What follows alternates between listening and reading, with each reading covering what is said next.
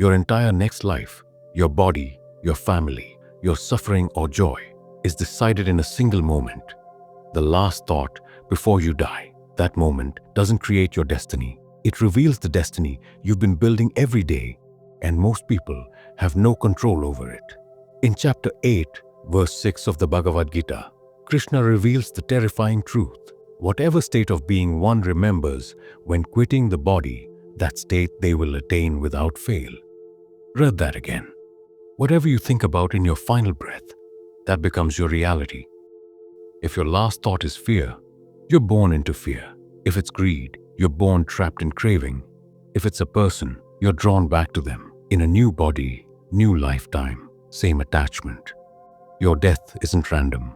It's a reflection of your entire life compressed into one moment.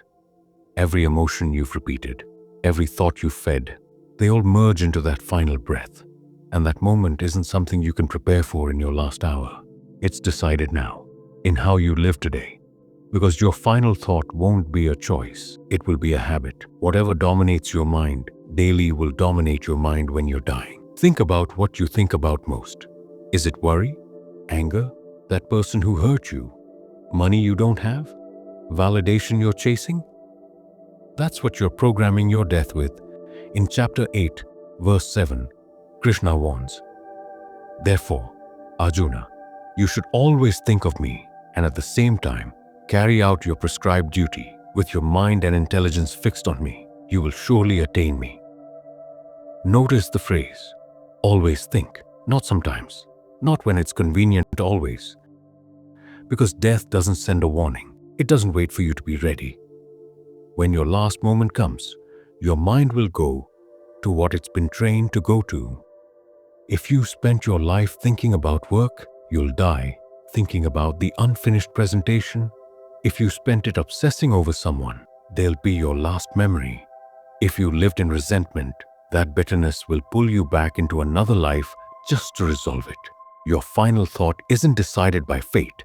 It's decided by repetition. And here's what makes it truly terrifying.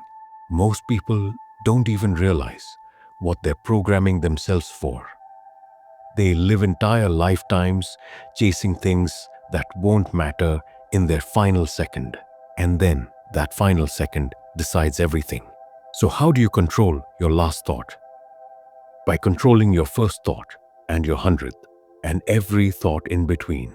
The mind is like water. It flows to where it's been channeled, and water never argues. It simply returns to the path carved into it.